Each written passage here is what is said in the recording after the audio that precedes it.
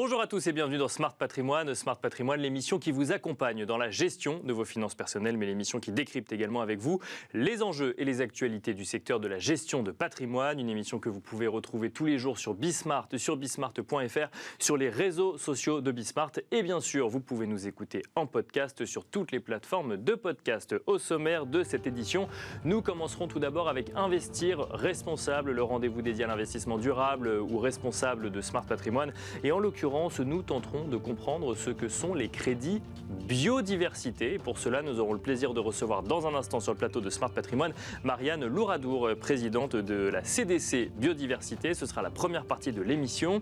Nous enchaînerons ensuite avec Enjeu Patrimoine, avec un sujet en lien avec la succession, la préparation de son héritage. Nous nous demanderons comment prévenir les différends. Et pour cela, nous aurons le plaisir de recevoir en plateau Sandrine Kilissi, directeur de l'ingénierie patrimoniale chez Normanca, mais aussi Henri Le Tulle, notaire chez Le Tulle Notaire. Et puis enfin, dans la troisième partie de l'émission, dans l'œil du CGP, nous aurons le plaisir de recevoir Jérôme Dédéian, associé de Mon Partenaire Patrimoine, avec qui nous ferons un point sur les perspectives des fonds euros dans le nouveau contexte de taux d'intérêt. On se retrouve tout de suite sur le plateau de Smart Patrimoine.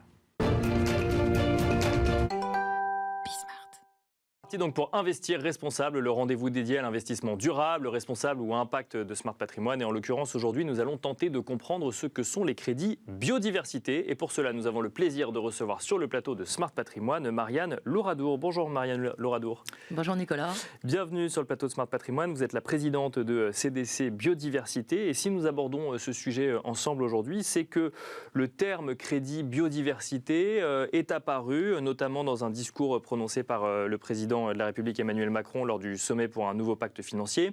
Il a évoqué deux choses. Il a évoqué ce terme de crédit biodiversité et il a évoqué le lancement d'une feuille de route sur le sujet. Et on voulait comprendre sur le plateau de Smart Patrimoine ce que pouvait être un crédit biodiversité. On connaît par exemple le mécanisme des crédits carbone. Est-ce que l'utilisation du terme crédit biodiversité laisse entendre que le mécanisme est similaire ou alors pas du tout. C'est la question qu'on voulait vous poser. Pourquoi, Marianne Louradour, cette notion de crédit biodiversité aujourd'hui ? Alors, comme vous l'avez dit, c'est une notion émergente, en cours de définition, donc à manier avec précaution, qui appelle des questions techniques, des questions financières et même des questions d'ordre moral. Donc, on va beaucoup parler au futur et au conditionnel de ces crédits biodiversité. Alors, le pourquoi, il est simple. Le pourquoi, on connaît une crise de la biodiversité que les scientifiques démontrent depuis 2019, sans appel, à un rythme 100 000 fois supérieur aux précédentes crises de la biodiversité, d'extinction des espèces qu'on a connues. Bien sûr. Donc ça, c'est la première raison. Et la deuxième raison, le Forum économique mondial l'a dit en 2020, 55% du PIB mondial dépend des services écosystémiques. D'accord. Donc, effectivement, il y a un vrai sujet. Et la COP15, qui s'est réunie décembre 2022, 191 pays ont signé un nouveau traité avec une nouvelle trajectoire qui arrête cette perte de la biodiversité à partir de 2030 et qui la restaure à partir. D'accord. Sauf que les financements, pour cette trajectoire très ambitieuse, puisque c'est à 6 ans qu'il faut arrêter une perte qui aujourd'hui s'effondre très rapidement, les financements n'existent pas. On a des évaluations, la COP15 d'ailleurs, qui évalue un besoin à 200 milliards par an, d'ici 2030, alors que les financements privés sont de l'ordre de 6 à 14 milliards, dont la moitié due à la compensation réglementaire. Donc le compte n'y est pas. Et la COP15, dans son objectif 19, appelle ces financements supplémentaires de 200 milliards et appelle d'ailleurs cette notion de crédit biodiversité. Et donc, il y a des initiatives qui se développent, dont celle dont vous parlez, une initiative conjointe du Royaume-Uni et de la France, avec Sylvie Goulard et Amélie Facette, qui travaillent sur un panel de recherche sur ces crédits biodiversité et qui feront d'ailleurs une restitution de ce panel à la prochaine COP en Colombie en octobre prochain. Alors là, vous nous avez donné effectivement un peu l'agenda politique. Si on rentre dans le détail, il y a une méthodologie aujourd'hui qu'on peut imaginer, qu'on commence à étudier sur la mise en place de crédits biodiversité ? Alors, un crédit biodiversité, c'est en fait une unité standardisée qui quantifie et qui atteste d'une action positive de biodiversité. D'accord. Donc, à l'origine d'un crédit biodiversité, il y a un projet de restauration, comme CDC Biodiversité a l'habitude d'en faire. On sécurise un foncier, on met en place des actions favorables aux écosystèmes, on met en place, et ça c'est très important, des indicateurs de mesure, et c'est là qu'intervient la méthodologie, et puis un plan de gestion qui dans le temps va permettre de mesurer cette additionnalité du projet et du crédit biodiversité. Donc à l'origine c'est ça. Et puis, derrière, effectivement, il y a cette méthodologie de quantification. Et puis, il y a un certificateur. Et ça, c'est très important parce que la certification, c'est ce qui va donner l'intégrité et la confiance dans le produit. Est-ce que vous avez aujourd'hui des exemples d'initiatives un petit peu sur le sujet crédit biodiversité ou c'est trop tôt pour avoir des exemples concrets ?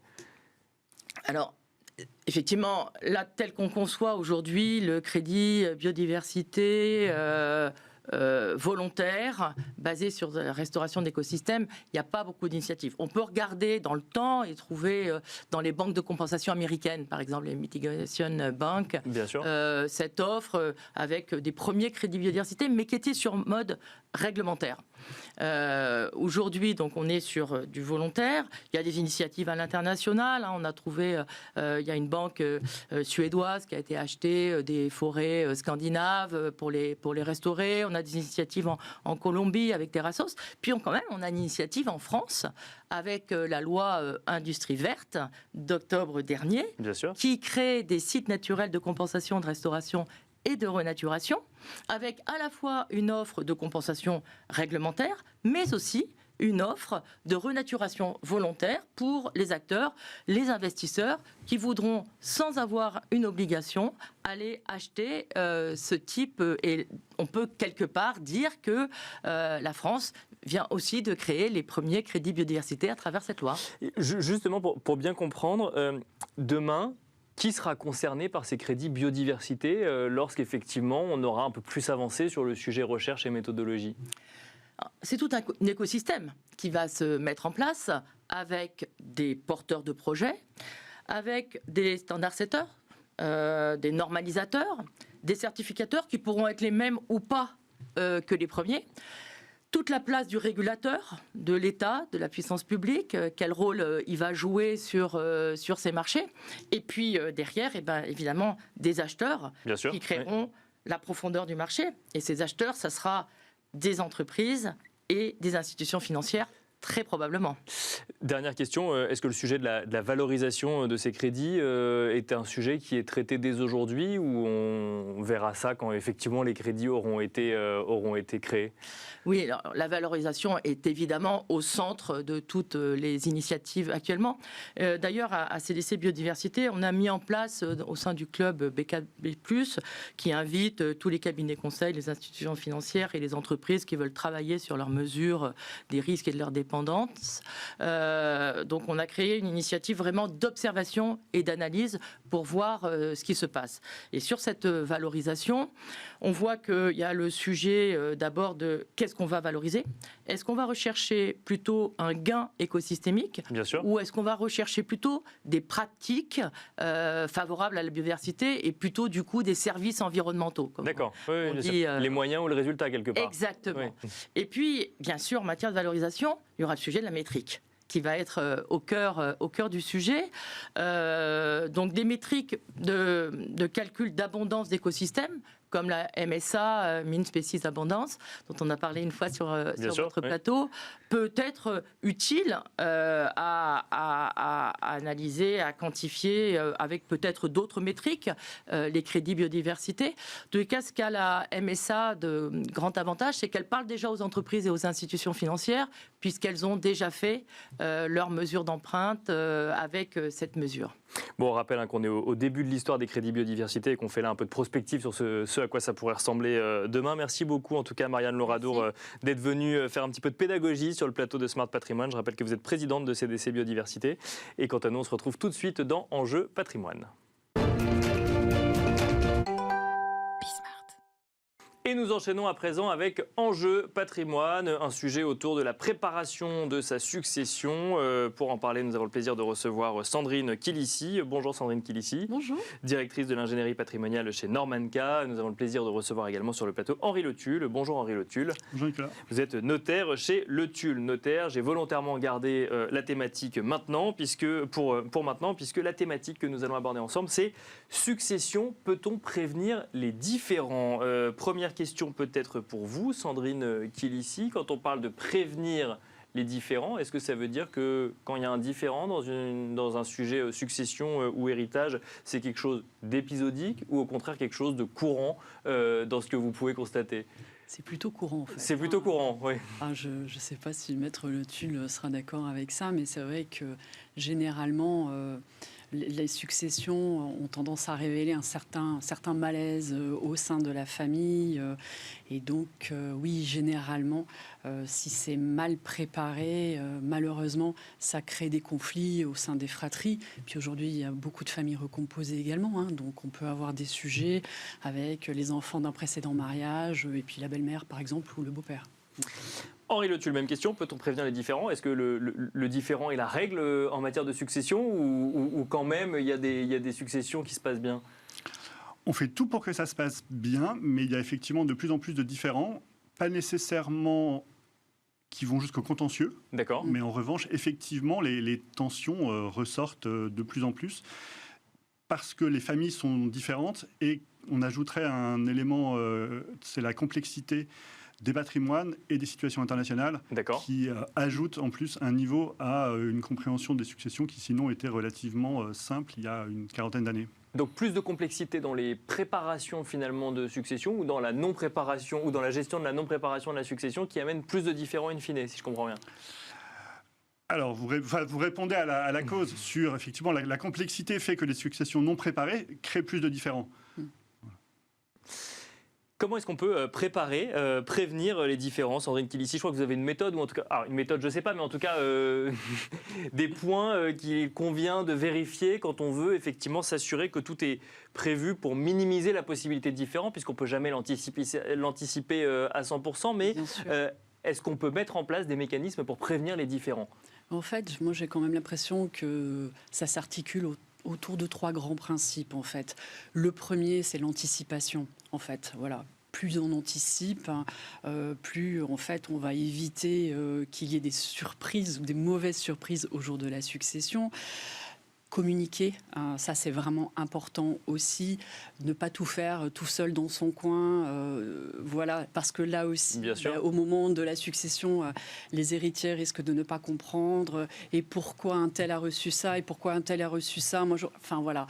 Donc prévenir aussi, quelque part. Exactement. Oui. Et puis communiquer vraiment avec les enfants, voilà, autour de ce patrimoine, c'est vraiment très important pour mettre en place voilà, les meilleurs choix possibles après, qui correspondent à ce que tout le monde souhaite. Et puis former aussi. Former les enfants à la gestion de ce patrimoine, à la compréhension de ce patrimoine. Ça permet également d'éviter des frustrations au moment de la succession. Donc c'est la personne qui prépare sa succession qui doit former ses futurs héritiers, c'est ça? Ou c'est les professionnels de l'accompagnement qui forment la personne qui prépare sa succession? Oui. En fait, c'est tout à fait ça. Et il y a plein d'occasions. Il y a plein d'occasions. Notamment, justement, si on met en place une donation-partage entre les enfants, ou on fait un saut de génération avec une donation-partage transgénérationnelle, par exemple. C'est l'occasion pour le notaire de réunir 2 ou 3 générations, de les faire se parler entre elles, d'expliquer pourquoi on fait ça. Donc, on met en place une véritable communication. Donc, ça, déjà, c'est le notaire qui va pouvoir déjà apporter des éléments d'information sur ce qu'on met en place, pourquoi, comment. Et puis, lorsque on a quelqu'un qui a un patrimoine financier, il va pouvoir demander à son gestionnaire, justement, d'expliquer pourquoi on a fait ce type de choix, pourquoi telle allocation d'actifs, former les enfants, justement, à la gestion financière. Plein de personnes de l'entourage du futur défunt sont susceptibles de l'aider à former ses enfants sur la gestion de ce patrimoine. La donation-partage, on va y revenir dans les outils potentiellement qu'on peut mettre en place pour préparer au mieux sa succession et prévenir les différends. Mais juste avant, Henri Le Tulle, Vous rencontrez les familles au global, oui. Tout à fait. Sur les thèmes anticipation et transparence, on les met beaucoup en avant. J'étais moins sur formation, on était un peu plus sur implication, mais j'aime bien formation. Il faut effectivement aller au bout et former nos clients à hériter. Le point à retenir sur la transparence et l'anticipation, c'est qu'il y a longtemps, en fait, on parlait d'anticipation essentiellement pour des raisons fiscales, pour réduire le coût fiscal. Aujourd'hui, c'est très différent. En fait, on parle d'anticipation justement pour la transparence, pour que du vivant des défunts, les enfants entendent de leurs parents comment est-ce qu'ils voient la suite. Et ça, c'est très important que ça vienne d'eux et que ce soit expliqué. Et par ailleurs, en fait, on a des situations de plus en plus nombreuses où les parents sont de plus en plus âgés, voire n'ont plus la capacité juridique. Donc, en fait, les enfants prennent la gestion et assument ça. Et donc, il faut que ce soit prêt. Et en plus, il y a une autre difficulté qui apparaît, qui est le besoin financier en fin de vie, où parfois, finalement, ce sont les enfants qui financent, soit parce qu'ils ont plus de liquidité, soit parce qu'ils ne sont pas encore décidés à vendre les actifs. Et donc, tout ça fait que la période de fin de vie, il y a une implication beaucoup plus forte des enfants qu'il y a une vingtaine d'années. Et ça, effectivement, il faut que ce soit discuté, que ce soit totalement transparent. Et ceux qui gèrent doivent être transparents vis-à-vis des autres, parce que sinon, là, le différend, il est évident quelques années après. Mais il faut aussi qu'il y ait une vraie implication de tous dans cette gestion. Mais passons à la formation, effectivement.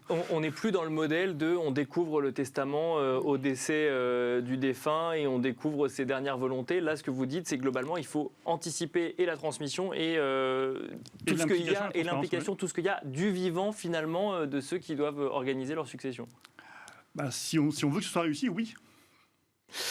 Donation-partage, Sandrine Kélissi, vous avez commencé à le mentionner. Est-ce qu'il y a des outils qui permettent d'anticiper, de prévenir les différends et de faire en sorte que ça se passe le mieux possible? Peut-être justement dans cette optique de transmission du vivant. En fait, il y a pas mal d'outils à disposition. Alors effectivement, je parlais de la donation-partage qui est un véritable partage d'ascendant, en fait, où on va avoir une personne qui, de son vivant, va décider de la répartition de ses biens au profit, donc, on va dire, de ses enfants, qu'il accepte, qu'il accepte. Et puis, on n'y reviendra plus au moment de la succession.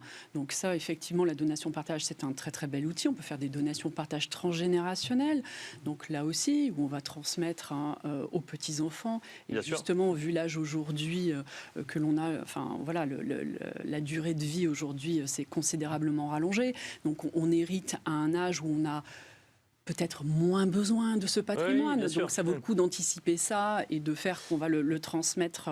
Mais il y a d'autres outils. Peut-être juste sur la donation-partage, un avantage que vous avez mentionné, c'est que si la valeur de ce qu'on a donné dans le cadre d'une donation-partage évolue dans le temps, ce ne sera pas recalculé le jour de la succession. Exactement. Contrairement à une donation classique, pour le coup. Contrairement, effectivement, à une donation simple où, à l'occasion, voilà, on va faire les opérations de succession, notamment pour le calcul de la réserve héréditaire. En fait, on réévalue les biens au jour de la succession. Et notamment les investissements qui ont été réalisés avec ces... Et ça peut être un facteur, pour le coup, de différent entre des enfants qui, finalement, on leur a donné la même chose à un instant T, et lorsqu'on rapporte ça à la succession, on a des valeurs différentes. Au moins, la donation-partage fige les valeurs au jour de la donation, et ça ne peut plus être un sujet de frustration ou de friction au moment, évidemment, de la succession. Un autre outil, également, qui, moi, me paraît assez puissant, c'est le régime matrimonial, notamment en fait lorsqu'on a des familles recomposées, plutôt que de se retrouver avec des enfants qui ne sont pas les siens, dans des situations d'indivision sur du patrimoine ou du démembrement de propriété, voilà, où ça risque un peu de coincer sur certaines décisions à prendre. Eh bien, on peut se servir du régime matrimonial et prévoir des clauses qui vont faire que le survivant prendra des biens en pleine propriété et on évitera ainsi ces situations qui peuvent amener à des conflits à la succession entre les enfants d'un premier lit et le conjoint. Henri Le Tulle, quels outils un notaire a à sa disposition ou peut mettre à la disposition de ses clients pour justement prévenir au maximum les différends ? Alors effectivement, l'outil le plus utilisé, c'est la donation-partage, avec un développement très fort dans les 5 dernières années, la donation-partage intergénérationnelle, pour effectivement allouer des ressources vers ceux qui en ont le plus besoin. Et ça rentre totalement dans notre discussion sur la transparence et le fait que toute la famille parle et organise une transmission, et ça se passe très très bien. On a extrêmement peu de complications dans ces schémas de donation-partage transgénérationnel, puisque tout le monde adhère vraiment à une discussion sur le patrimoine familial et son évolution. On a plus de difficultés sur les anciennes donations-partage, on va dire, indivises, qui, à l'époque, étaient faites essentiellement pour des raisons fiscales, très efficaces fiscalement, mais qui finalement n'ont rien réglé, et la succession s'ouvre comme si, effectivement, rien n'avait été fait. Alors, le coût fiscal est moindre, ce qui est intéressant pour certains, mais ça ne règle pas du tout le sujet. On utilise beaucoup le régime matrimonial avec quand même la réserve que les personnes changent d'avis un peu. Et le régime matrimonial est assez figé. Donc, en fait, on doit quand même rappeler à nos clients que quand ils vont dans la voie du régime matrimonial, ça les engage beaucoup dans une organisation patrimoniale. Et s'il y a un divorce 10 ans après, c'est beaucoup plus dur à dénouer. Le démembrement de propriété, c'est quelque chose qu'on voit beaucoup, j'ai l'impression. Est-ce que c'est un outil également qui permet de prévenir les différends, ou là encore, non, c'est juste un moyen de transmettre de son vivant plutôt justement, il y a deux versions très différentes. Il y a le démembrement uniquement dans un but fiscal, donc qui est intéressant et qui permet de sécuriser les enfants, puisque du coup, les enfants sont sûrs de recevoir et par ailleurs à un coût fiscal moindre. Mais il y a aussi le démembrement dans une famille recomposée, dans le dénouement d'un patrimoine d'une famille recomposée.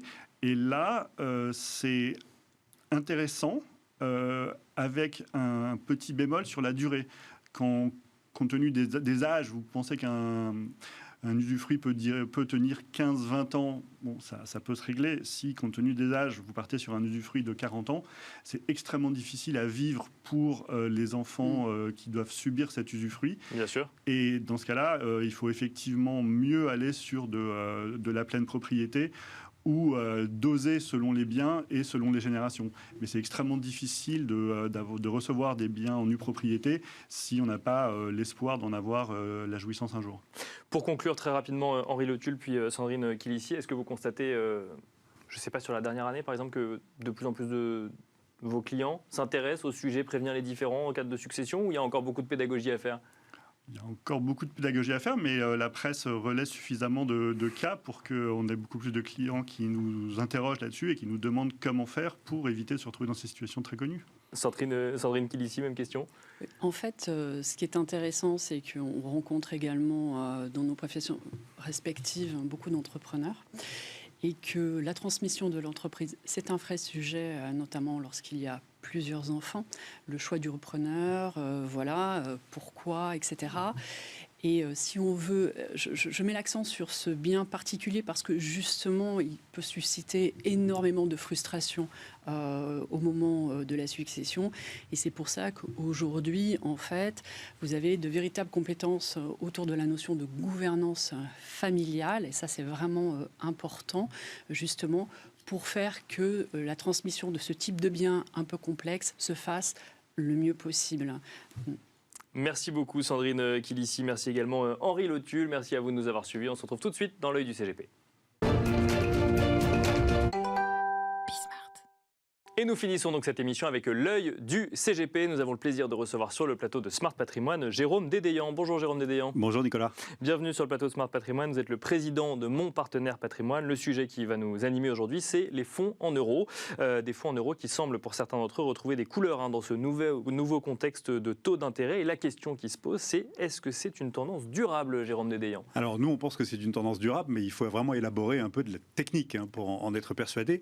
En fait, le fonds euro, vous le savez, c'est le placement préféré des Français. Bien sûr. Puisque ça représente en gros 3/4 des 2000 milliards accumulés en assurance vie, qui représentent déjà un bon tiers du patrimoine financier, des 6 000 milliards d'épargne financière des Français. Donc évidemment, on s'y intéresse beaucoup.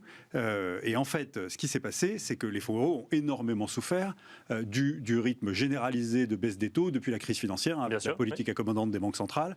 On a même allé, vous le savez, jusqu'à avoir des taux négatifs. Alors le mécanisme évidemment est complexe, puisque normalement la baisse des taux, ça fait monter le cours des obligations, donc ça a augmenté la richesse latente des actifs, des obligations détenues par les assureurs. Mais ce qui s'est passé, c'est que ça a duré tellement longtemps, puisque ça a duré plus de 12 ans, qu'en fait, il y avait des tombées d'obligations qui arrivaient à échéance et que les assureurs étaient obligés de réinvestir à taux zéro ou négatif d'une part. Puis deuxièmement, il fallait bien servir les prestations. Et en face d'une collecte qui baissait un peu, ça devenait plus compliqué. Et donc ils ont dilué leur rendement, les assureurs. Aujourd'hui, ils étaient un peu dans un corner. Alors on va donner des chiffres extrêmement simples. En 2007, le rendement moyen des fonds euros, c'était 4,10. Il est tombé à 1,3 en 2021. Donc vous voyez la tendance sur très longue période. Et ils ont rebondi à 1,90 en 2022, rendement moyen. 2,50, on aura les chiffres définitifs quand tout le monde aura publié ses taux, etc. en 2023. Mais c'est sûr que dans un contexte d'inflation élevée, 2,50, ça ne fait pas le travail. Vous avez une perte de pouvoir d'achat quand vous êtes en fonds euros. Perte de pouvoir d'achat, mais pour autant, début de rebond. On l'explique comment c'est... Ce qui s'est passé, c'est que la hausse des taux très très rapide, qu'ont orchestré les banques centrales pour lutter contre l'inflation après la reprise post-pandémique, elle a été compensée par une relution des rendements. D'accord ? Puisque cette hausse des taux, elle a fait baisser la valeur latente des obligations que les assureurs détenaient, mais ils ont réussi à s'en sortir à peu près parce qu'ils avaient des tombées de lignes anciennes à taux très très faibles, comme vous avez emprunté en 2007, 2008 à taux quasiment zéro. À partir de 2008, à partir de taux zéro, vous avez des lignes qui tombent et vous pouvez les réinvestir à taux élevé après cette hausse très très rapide. Et donc ça a commencé à reluer les rendements. Et c'est vraiment plutôt le réinvestissement des lignes qui tombaient qui a permis cette relution, plutôt que la collecte nette qui était un peu en berne, à l'exception notoire du PER qui marche très bien et qui a très très bien collecté. Alors, les assureurs, ils ont aujourd'hui un corner, ils ont un besoin crucial de faire grossir la taille de leurs fonds euros pour continuer à avoir cette relution du rendement pour profiter des taux élevés actuels dans leur réinvestissement, au-delà de la tombée des lignes qu'ils ont en portefeuille, et donc ils ont besoin de collecte nette. De collecter beaucoup plus, du coup, pour profiter de ces taux élevés, si je comprends bien, et ils mettent en place des stratégies commerciales. Et aussi pour lutter contre la concurrence avec les taux élevés des comptes à terme, du livret A, des fonds obligataires datés dont je suis venu parler dans votre émission récemment, qui sont des gros concurrents et qui évidemment réagissent plus vite que l'inertie du paquebot que constituent les actifs généraux des assureurs. Voilà. Et alors, évidemment, ils ont des objectifs extrêmement agressifs de collecte et ça se voit aujourd'hui sur le marché. Et on voit aujourd'hui des opérations promotionnelles presque. On ne sait pas encore combien de temps ça va durer sur 2024, mais là, il y a aujourd'hui des bonus proposés. Et oui, exactement. Si vous investissez aujourd'hui en assurance vie en fonds euros, vous avez des assureurs qui vous proposent des bonus de rendement sur le fonds euro qui peuvent aller jusqu'à plus 1 ou plus 2% sur le rendement de base, qui par ailleurs est un peu en hausse pour toutes les raisons qu'on a évoquées. Et ça pendant 2 ans. Et généralement avec des plafonds, ils essayent de se protéger un peu. Enfin, quand vous avez un plafond jusqu'à 5%, il y a un peu de marge et ça redevient attractif par rapport à toutes les propositions commerciales concurrentes, compte à terme, livret, etc. Et en fait, c'est aussi un moyen pour eux, avec ces offres-là, de redevenir compétitifs dans un environnement où l'inflation commence à ralentir. Bien sûr. On peut retrouver des rendements réels, c'est-à-dire net d'inflation, corrigés de l'inflation, positifs. Dernière question très rapide, Jérôme Dédéian. Est-ce qu'on peut parler de retour des fonds euros aujourd'hui comme solution d'investissement ? Alors, la réponse est évidemment oui. Ça redevient de plus en plus intéressant et pour nous, ça va le rester durablement compte tenu des contraintes des assureurs. Mais évidemment, ça ne veut pas dire qu'il faut recommencer, comme les Français ont peut-être commis l'erreur de le faire par le passé, à avoir 100% de son épargne en fonds euros dans des contrats d'assurance vie. Donc la part de fonds euros, elle doit bien être déterminée épargnant par épargnant en fonction de son profil de risque, de son horizon de temps, de ce qu'il a comme liquidité, puisque vous savez bien que sur le long terme, il faut avoir des actions, quitte à rentrer progressivement sur les marchés. Et puis il faut évidemment utiliser en ce moment l'option qu'il y a dans les obligations et notamment les fonds obligataires datés. On en parlait l'autre jour. Merci beaucoup Jérôme Dédéian, président de Mon Partenaire Patrimoine. Merci à vous également de nous avoir suivis. On se retrouve très vite sur Bismart.